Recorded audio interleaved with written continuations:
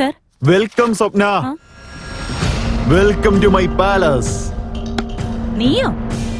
അതേടി, ഞാൻ തന്നെ. എന്തൊക്കെയായാലും നീ കറക്റ്റ് എന്നെ തന്നെ തേടി വന്നല്ലോ. ഏയ്, ഞാൻ നിന്നോട് സംസാരിക്കാനല്ല വന്നത്. VC സാറെ കാണാൻ വേണ്ടി മാത്രം വന്നതാ. അതൊക്കെ നമുക്ക് കാണാം. എന്നാ അതിനൊക്കെ മുൻപേ നിനക്കൊരു ഷോക്കിംഗ് ന്യൂസ് ഉണ്ട്. യുനോ, നിന്റെ 10 കോളേജ് ആപ്ലിക്കേഷൻസും റിജക്റ്റ് ആയതിന്റെ കാരണം ഞാൻ തന്നെ അടി. നീയോ? ഞാൻ തന്നെ. അന്ന് എല്ലാവരുടെയും മുൻപിൽ വെച്ച് നീ എന്നെ ചവിട്ടി അരച്ചില്ലേ? ഇന്ന് നീ എന്റെ കാൽ കീഴിൽ നിരങ്ങാൻ പോവാടി. ഏയ്, എനിക്ക് നിന്നോട് സംസാരിക്കണ്ട. I just want to meet VC sir. That's it. Hey, young lady. Come here. നമസ്കാരം സർ. സർ, ഇത് ഡിപ്ലോമ കോളേജ് സ്റ്റാർട്ട് ചെയ്യാനുള്ള പെർമിഷൻ ലെറ്ററാ. As per university rules, labs, buildings, എല്ലാ ഫെസിലിറ്റീസും ഉണ്ട് sir. I just need your signature for the approval, sir.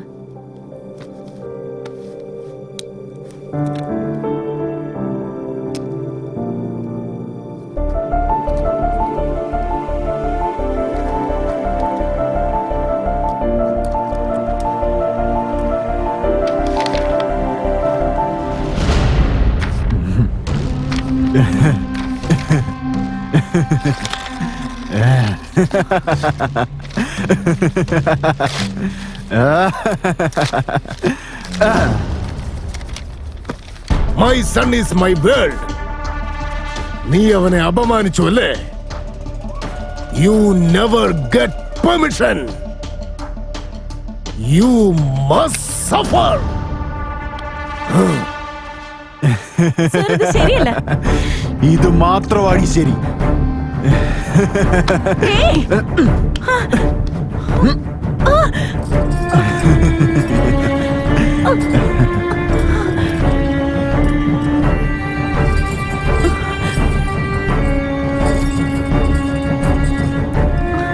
വിട്, വിടന്ന്. എടാ,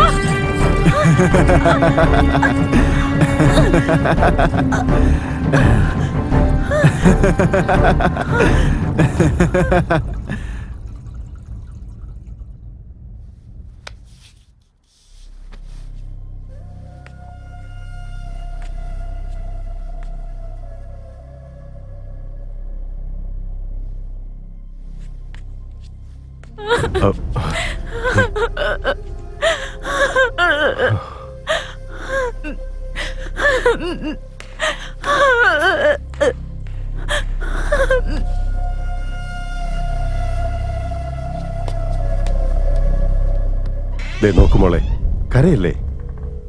keep calm. സമാധാനിക്കും.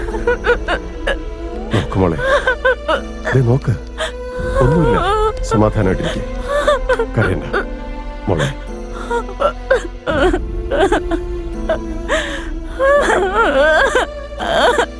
കരയാതെ മോളെ, സമാധാനമായിട്ടിരിക്കും. ഞാനില്ലേ, ഞാൻ നോക്കിക്കോളാം. കരയാതെ മോളെ, കണ്ണു തുറക്കേ.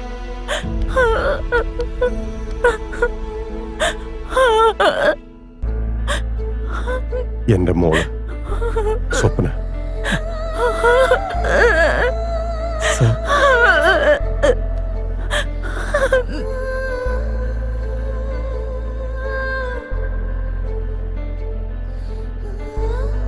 She is a fighter.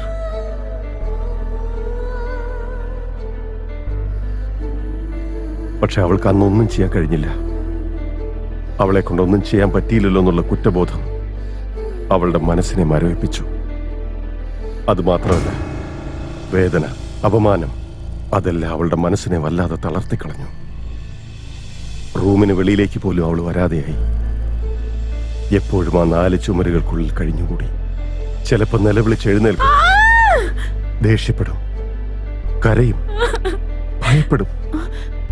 പതിയെ പതിയെ നടക്കാൻ പോലും അവൾ മറന്നുപോയി. അവളുടെ ജീവിതം വീൽ ചെയറിലേക്ക് ഒതുങ്ങിപ്പോയി. അവളോട് സംസാരിച്ച കൗൺസിലർ എന്നോടൊരു കാര്യം പറഞ്ഞു. അവളുടെ ബോഡിക്കും തലച്ചോറിനൊന്നും ഒരു പ്രശ്നമില്ല, പക്ഷെ അവളുടെ മാനസിക നിലയെ അത് ബാധിച്ചിട്ടുണ്ട്. അവളുടെ മനസ്സിലുണ്ടായ ആ ഒരു മുറിവ് ഫിസിക്കൽ സിംറ്റംസ് വെച്ച് നമുക്ക് കണ്ടുപിടിക്കാം. ശാരീരികമായിട്ടൊരു ബലമില്ല എന്നുള്ള വിശ്വാസത്തിൽ അവള്. ഇതിന് ഞങ്ങൾ കൺവേർഷൻ ഡിസോർഡർ എന്നാ പറയുന്നത്. ഇതിൽ നിന്ന് അവള് വെളിയിൽ വരണമെങ്കിൽ അവൾ എന്ത് നേടണമെന്ന് ആഗ്രഹിച്ചോ അത് തന്നെ അവളുടെ കൺമുമ്പിൽ നടത്തി കാണിക്കണം.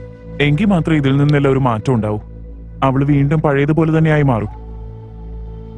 കൗൺസിലറുടെ വാക്കുകൾ എന്റെ മനസ്സിൽ ആഴത്തിൽ പതിഞ്ഞു. അവളുടെ ഏറ്റവും വലിയ സ്വപ്നമെന്നത് കോളേജ്. അത് തുടങ്ങിയ അവൾ പഴയതുപോലെ ആകുമെന്നുള്ള വിശ്വാസം എനിക്കുണ്ടായിരുന്നു.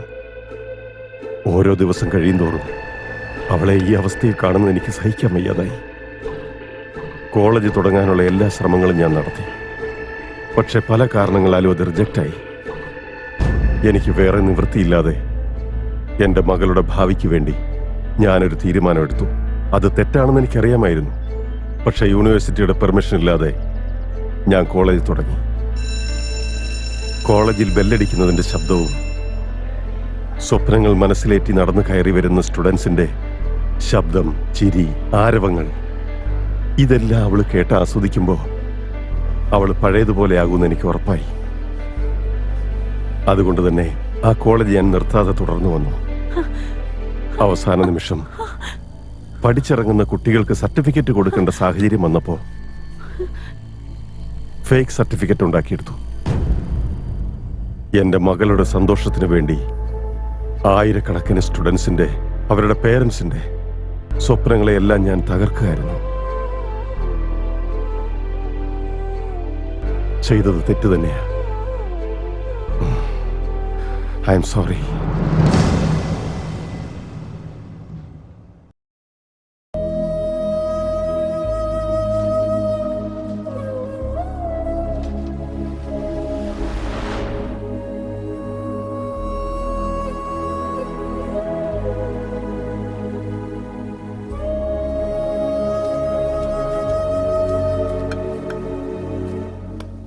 ചേട്ടാ, ബുക്ക് എന്തിനും വേണോ? ബുക്സ് വേണം. ആ ഇതെന്താ ഇവിടെ? ഓ, ഇത് നിങ്ങളായിരുന്നോ? What A change. ഇരിക്കെ, സൂക്ഷിച്ച്. ആ, അന്ന് പുസ്തകം വേണ്ടെന്നാണല്ലോ പറഞ്ഞത്. അതേട്ടാ, സാഹചര്യങ്ങളെല്ലാം മാറ്റിമറിച്ചു. അല്ല, നിങ്ങളിപ്പോഴും പുസ്തകം വിറ്റ് നടക്കുവാണോ? ആ, ബുക്ക് വിൽപ്പന നടത്തിക്കൊണ്ട് തന്നെ ഞാൻ അന്ന് നിങ്ങളെ കണ്ടപ്പോൾ പറഞ്ഞ പോലെ തന്നെ UPS എക്സാമിന് പ്രിപ്പയർ ചെയ്യായിരുന്നു. സമയം കിട്ടുമ്പോഴൊക്കെയും ലെക്ചേഴ്സും കേൾക്കുമായിരുന്നു.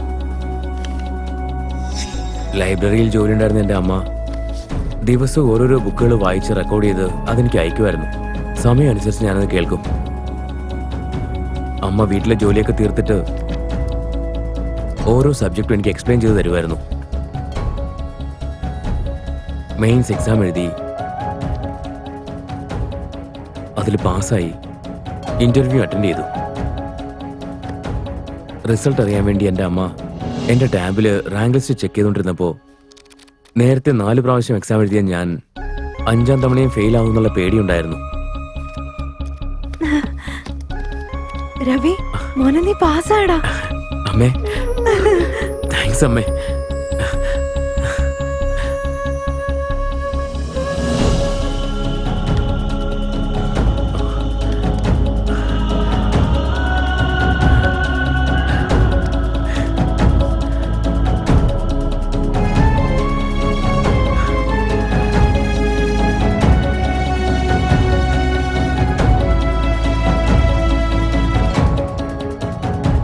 ആദ്യമായിട്ട് എൻ്റെ കാഴ്ചയില്ലാത്ത കണ്ണീന്ന് കണ്ണുനീര് വന്നു.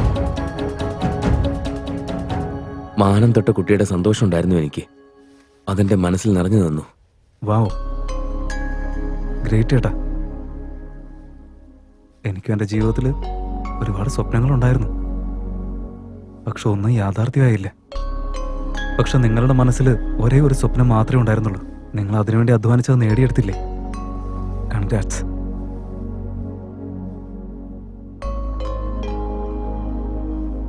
അല്ല, അതൊക്കെ പോട്ടെ, പിന്നെയും ഈ പുസ്തകം വിറ്റ് നടക്കുന്ന എന്തിനാ?